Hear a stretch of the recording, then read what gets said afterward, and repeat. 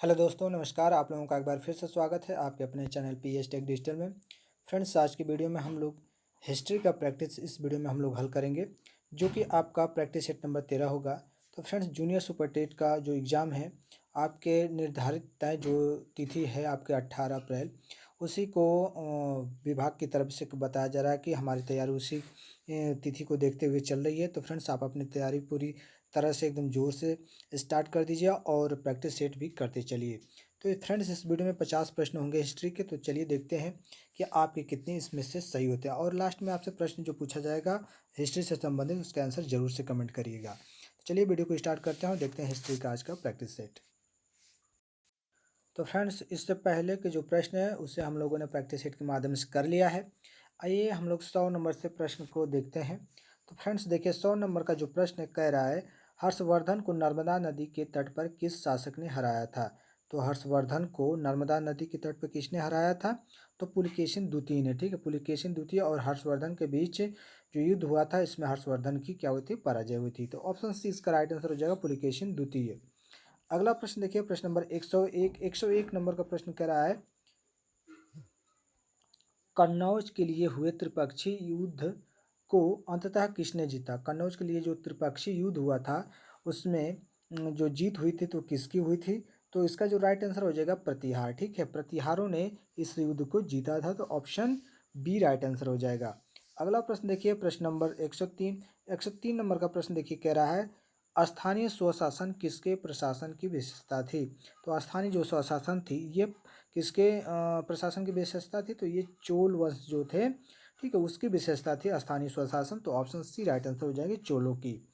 अगला प्रश्न देखिए, 104 नंबर का प्रश्न कह रहा है, 712 ईस्वी में भारत पर पहला सफल मुस्लिम आक्रमण किसके द्वारा किया गया? तो आसान सा प्रश्न है, मोहम्मद बिन कासिम के द्वारा। ठीक है, 712 ईस्वी में मोहम्मद बिन कासिम ने भारत पे अपना सफल आक्रमण किया था। तो ऑप्शन ए राइट आंसर हो जाएगा, मोहम्मद बिन कासिम। अगला प्रश्न देखिए, प्रश्न नंबर 105 देखिए, कह रहा है, महमूद गजनवी ने भारत पर कुल कितने आक्रमण किए थे? तो महमूद गजनवी सभी को पता है कि 17 बार किया था। किसने कितनी बार? 17 बार। और इसमें सबसे महत्वपूर्ण उसका जो युद्ध था वह कौन सा था? जो आक्रमण, वो आपका 1025। ठीक है, 1025 ईस्वी में जो उसने आक्रमण किया था, वह काफ़ी महत्वपूर्ण आक्रमण उसका माना जाता है, क्योंकि उसने जो सोमनाथ का मंदिर है उसे क्या किया था? उसे लूट लिया था। अगला प्रश्न देखिए, प्रश्न नंबर 106 नंबर का प्रश्न कह रहा है, महमूद गजनवी के आक्रमणों में सबसे महत्वपूर्ण आक्रमण कौन सा था? तो बहुत अच्छा प्रश्न देखिए आगे, उसी से संबंधित। तो 20 का राइट आंसर हो जाएगा, सोमनाथ पर आक्रमण। अगला प्रश्न देखिए, प्रश्न नंबर 107 नंबर का प्रश्न कह रहा है, महमूद गजनवी के भारत पर आक्रमण के समय भारत आए विद्वान अल-बरूनी ने किस ग्रंथ की रचना की? अच्छा प्रश्न है। अल-बरूनी जो महमूद गजनवी जब आक्रमण किया था तो उस समय भारत आया था, तो इसने किस ग्रंथ की रचना की? 107। तो इसका जो राइट आंसर हो जाएगा 107 का आपका ऑप्शन डी हो जाएगा, किताब किताब उल हिंद। ठीक है, अल-बरूनी ने क्या लिखा था? किताब उल हिंद नामक ग्रंथ लिखा था। तो ऑप्शन आपका डी राइट आंसर हो जाएगा। अगला प्रश्न देखिए, प्रश्न नंबर 108 नंबर का प्रश्न कह रहा है, भारत का वह पहला शासक कौन था जिसने मोहम्मद गोरी को पराजित किया था? बहुत अच्छा प्रश्न है। तो मोहम्मद गोरी को किसने पराजित किया था सर्वप्रथम? तो वह आपका मूल राजद्वितीय। ठीक है, मूल राजद्वितीय थे, उन्होंने मोहम्मद गोरी को पहली बार पराजित किए थे। तो ऑप्शन सी राइट आंसर हो जाएगा, मूल राज द्वितीय ने। अगला प्रश्न देखिए, प्रश्न नंबर 109 नंबर कह रहा है, शाहनामा के रचयिता हैं। तो शाहनामा के रचयिता कौन है? शाहनामा के रचयिता आपके फिरदौसी हैं। कौन है? फिरदौसी। तो ऑप्शन ए राइट आंसर हो जाएगा, फिरदौसी। अगला प्रश्न देखिए, 110 नंबर का प्रश्न देखिए, कह रहा है, दिल्ली सल्तनत के किस सुल्तान की मृत्यु चौगान पोलो खेलते समय हो गई? तो दिल्ली सल्तनत का वह कौन सा सुल्तान है जिसकी मृत्यु पोलो खेलते समय हुई थी? तो वह कौन सा है? तो इसका जो राइट आंसर हो जाएगा आपका ऑप्शन सी हो जाएगा, कुतुबुद्दीन ऐबक। ठीक है, कुतुबुद्दीन ऐबक ने ऐबक की मृत्यु जो हुई थी चौगान यानी कि पोलो खेलते वक्त हुई थी। तो ऑप्शन सी राइट आंसर हो जाएगा। कुतुबुद्दीन ऐबक ने ही कुतुब मीनार का निर्माण प्रारंभ करवाया था। ठीक है, बख्तियार काकी की स्मृति में।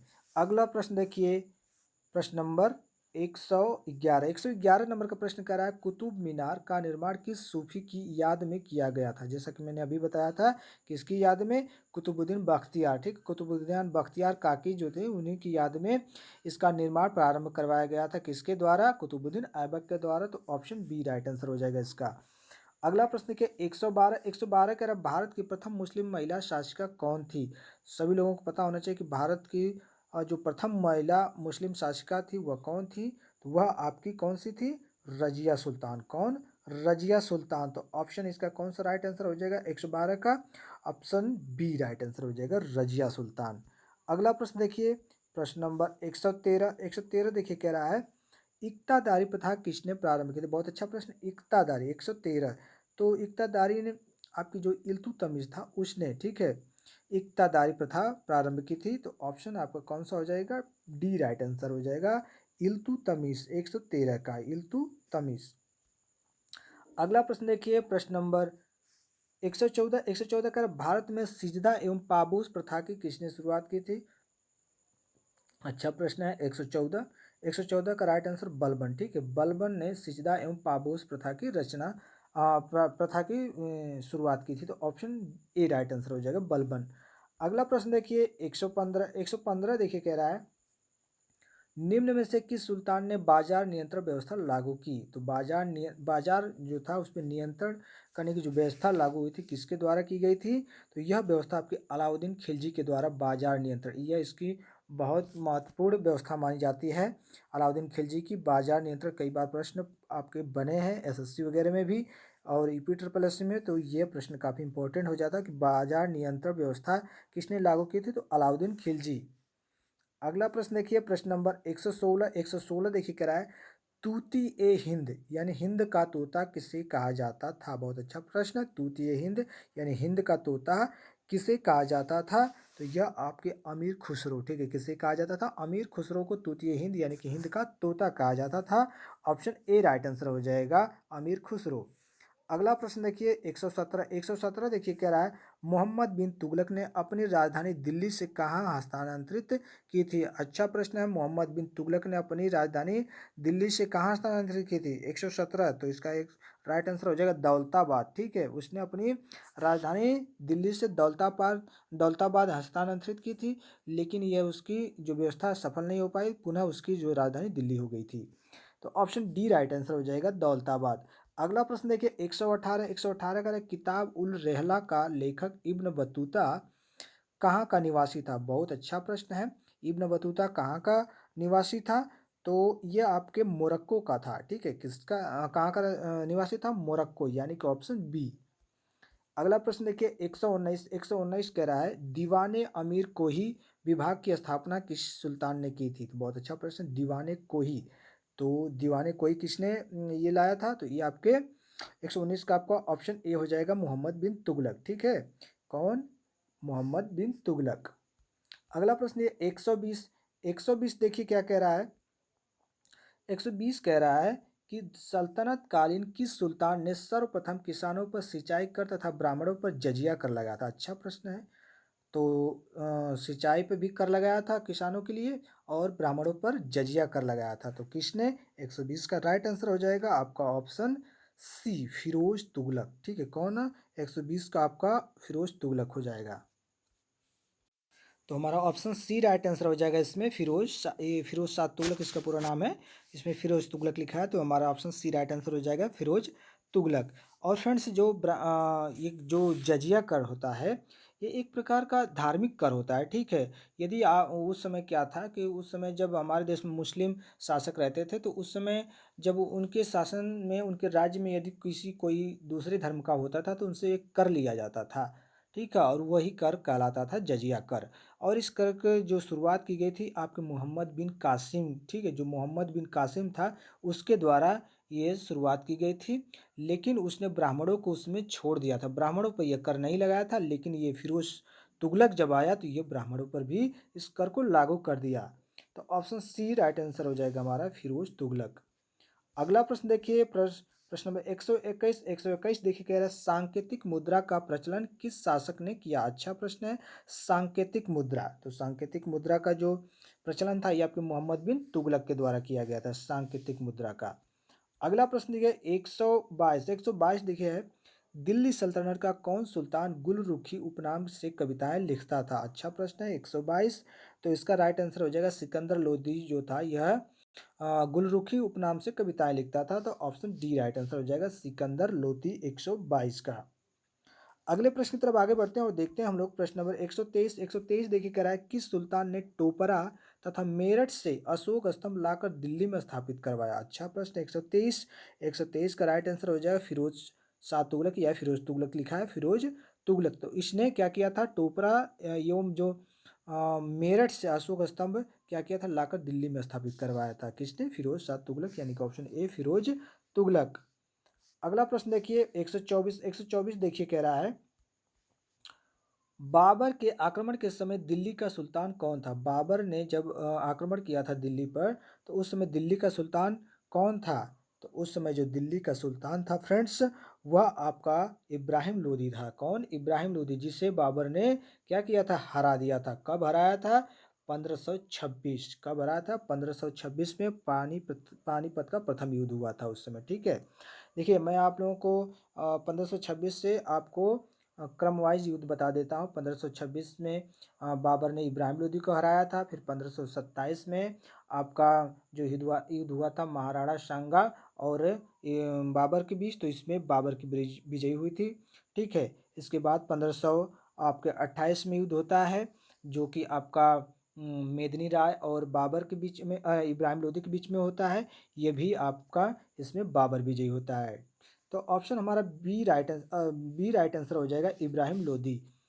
अगला प्रश्न देखिए प्रश्न नंबर 125 देखिए कह रहा है कि 1336 ईस्वी में विजयनगर साम्राज्य की स्थापना किसने की थी? तो सभी लोगों को पता है कि 1336 में विजयनगर साम्राज्य की जो स्थापना, देखिए इसमें एक प्रश्न और बन जाएगा कि विजयनगर साम्राज्य की स्थापना कब हुई थी? तो 1336 ईस्वी में। ठीक है, तो 1336 ईस्वी में विजयनगर साम्राज्य की स्थापना जो हुई थी वह आपके हरिहर तथा बुक्का के द्वारा। किसके? हरिहर तथा बुक्का के द्वारा ये। ठीक है, ये जो थे आपके संगम के पुत्र थे। किसके? संगम के पुत्र थे हरिहर एवं बुक्का। तो ऑप्शन सी राइट आंसर हो जाएगा। अगला प्रश्न देखिए 126 करें अष्ट दिग्गज किस शासक के दरबार को सुशोभित करते थे? अच्छा प्रश्न 126। तो जो अष्ट दिग्गज थे ये कृष्णदेव राय के दरबार में रहते थे। किसके? कृष्णदेव राय यानी कि ऑप्शन ए राइट आंसर हो जाएगा। अगला प्रश्न देखिए प्रश्न नंबर 127 करें कृष्णदेव राय द्वारा रचित अमुक्तमाल्यद किस भाषा का ग्रंथ है? बहुत ही अच्छा प्रश्न, किस भाषा का ग्रंथ है अमुक्तमाल्यद 127? तो यह आपके तेलुगु भाषा का ग्रंथ है। किसके? तेलुगु भाषा यानी कि ऑप्शन डी। अगला प्रश्न देखिए 128 देखिए कह रहा है प्रसिद्ध विट्ठल स्वामी का मंदिर तथा हजारा का मंदिर का निर्माण किसने करवाया था? बहुत अच्छा प्रश्न। जो विट्ठल स्वामी का मंदिर था और हजारा का मंदिर यह किसने बनवाया था? तो यह जो था बनवाने वाला यह आपका कृष्णदेव राय था। कौन था? कृष्णदेव राय यानी कि ऑप्शन सी राइट आंसर हो जाएगा। कृष्णदेव राय ने ही विट्ठल स्वामी का मंदिर और हजारा का मंदिर जो था उसका निर्माण करवाया था। अगला प्रश्न देखिए 129 कह रहा है कि ख्वाजा मोइनुद्दीन चिश्ती की दरगाह कहाँ स्थित है? अच्छा, बहुत ही अच्छा प्रश्न है। ख्वाजा मोइनुद्दीन चिश्ती की जो दरगाह है यह आपके अजमेर में है। कहाँ पे है? अजमेर में, यानी कि ऑप्शन बी राइट आंसर हो जाएगा। अगला प्रश्न देखिए 130 कह रहा है कि सोहरावर्दी सिलसिला का मुख्य केंद्र कहाँ था? सोहरावर्दी जो सिलसिला था उसका जो मुख्य केंद्र था यह आपके पंजाब में था। कहाँ पर? पंजाब, यानी कि ऑप्शन सी राइट आंसर हो जाएगा पंजाब। अगला प्रश्न देखिए 131 कह रहा है सूफी संतों के शिष्यों को क्या कहा जाता था? तो जो सूफी संत थे उनके शिष्यों को क्या कहा जाता था फ्रेंड्स? अच्छा प्रश्न है। तो मुरीद कहा जाता था। क्या कहा जाता था? मुरीद कहा जाता था, यानी कि ऑप्शन सी राइट आंसर हो जाएगा। अगला प्रश्न देखिए 132 कह रहा है विशिष्टा द्वैत मत के प्रवर्तक हैं। विशिष्टाद्वैत मत के प्रवर्तक कौन है? 132। तो आपके रामानुजाचार्य हैं। कौन? रामानुजाचार्य हैं विशिष्टाद्वैत मत के। ठीक है, प्रवर्तक हैं। तो ऑप्शन डी राइट आंसर हो जाएगा रामानुजाचार्य। अगला प्रश्न देखिए 133 कह रहा है अद्वैत है फ्रेंड्स। अद्वैतवाद मत को प्रवर्तन किसने किया था? अद्वैतवाद जो मत था उसका प्रवर्तन किसने किया था? 133। तो इसका राइट आंसर हो जाएगा आपका ऑप्शन ए शंकराचार्य। कौन? शंकराचार्य, जो कि ऑप्शन ए है। अगला प्रश्न देखिए 134 देखिए कह रहा है उत्तर भारत में भक्ति आंदोलन के विस्तार का श्रेय किसे है? अच्छा प्रश्न है। उत्तर भारत की बात हो रही है तो उत्तर भारत में भक्ति आंदोलन का विस्तार जो है यह आपके रामानंद का जो इसका श्रेय है रामानंद को जाता है, यानी कि ऑप्शन डी राइट आंसर हो जाएगा रामानंद। 135 देखिए निम्न में से किस संत का संबंध जुलाहा जाति से था? जुलाहा जाति से, बहुत ही अच्छा प्रश्न है। जुलाहा जाति से किसका संबंध था? 135 तो सभी लोगों को पता होना चाहिए, इजी प्रश्न है। तो कबीरदास, ठीक है, कबीरदास को जुलाहा जाति से संबंधित माना जाता था, है, यानी कि ऑप्शन ए राइट आंसर हो जाएगा। अगला प्रश्न देखिए प्रश्न नंबर 136 देखिए क्या कह रहा है। 136 कह रहा है कि दोहावली, कवितावली, विनय पत्रिका जैसी भक्ति रचनाएं किस भक्ति संत की हैं? अच्छा प्रश्न है 136। तो 136 का जो राइट आंसर हो जाएगा तुलसीदास। सभी लोगों को ये तो आसान सा था, दोहावली कवितावली, ये तुलसीदास की है, यानी कि ऑप्शन बी। अगला प्रश्न देखिए 137 कह रहा है महात्मा गांधी के प्रिय भजन वैष्णव जन ते तेने कहिए के रचयिता कौन थे? महात्मा गांधी के जो प्रिय भजन था वैष्णव जन ते तेने कहिए, तो इसके जो रचयिता थे वे कौन थे? तो इसके जो रचयिता थे आपके नरसिंह मेहता थे। कौन थे? नरसिंह मेहता, जो कि ऑप्शन डी है। तो डी राइट आंसर हो जाएगा 137 का। अगला प्रश्न देखिए हम लोग चलते हैं 138 पे। 138 देखिए कह रहा है साखी एवं शबद रचनाएं किस संत की हैं? तो कबीरदास की हैं। अगला प्रश्न देखिए 139 का पानीपत का प्रथम युद्ध 1526 किनके मध्य हुआ था? जैसा कि मैंने इसके पहले ही बताया था कि बाबर और इब्राहिम लोदी के बीच हुआ था, जो कि इसमें बाबर विजयी हुआ था। तो ऑप्शन ए राइट आंसर हो जाएगा बाबर इब्राहिम लोदी। अगले प्रश्न की तरफ आगे बढ़ते हैं और देखते हैं हम लोग प्रश्न नंबर 140 से 140 देखिए कह रहा भारत में भारत में सॉरी फ्रेंड्स, भारत में मुगल वंश का संस्थापक था। तो मुगल वंश का संस्थापक कौन था? सभी लोगों को पता होना चाहिए कि बाबर था। कौन था? बाबर था। तो ऑप्शन सी राइट आंसर हो जाएगा बाबर। अगला प्रश्न देखिए 141 का रहा है किस शासक की मृत्यु पुस्तकालय की सीढ़ियों से गिरने के कारण हुई? तो पुस्तकालय की सीढ़ियों से गिरने के कारण किस शासक की मृत्यु हुई थी? तो हुमायूं की हुई थी। किसकी? हुमायूं की, यानी कि ऑप्शन बी। अगला प्रश्न देखिए 142 देखिए कह रहा है शेरशाह का प्रारंभिक नाम क्या था? तो शेरशाह का जो उसका प्रारंभिक नाम था तो क्या था शेरशाह का? तो शेरशाह का जो नाम था प्रारंभिक वो फरीद खां था। ठीक है, किस क्या नाम था? फरीद खां इसका बचपन का नाम, यानी कि ऑप्शन डी राइट आंसर हो जाएगा फरीद खां। अगला प्रश्न देखिए 143 देखिए कह रहा है दिल्ली स्थित पुराना किला का निर्माण किसने करवाया था? तो पुराने किले का जो दिल्ली में स्थित पुराना किला है उसका निर्माण किसने करवाया था? तो उसका निर्माण आपके शेरशाह ने करवाया था। ठीक है, उसका निर्माण आपका जो शेरशाह है उसने करवाया था, यानी कि ऑप्शन बी पुराना किला की बात हो रही है। दिल्ली का लाल किला की बात आएगी तो शाहजहां, ठीक है, लेकिन पुराना किला तो आपका आ जाएगा शेरशाह। अगला प्रश्न देखिए प्रश्न नंबर 144 कह रहा है शेरशाह का मकबरा कहाँ अवस्थित है?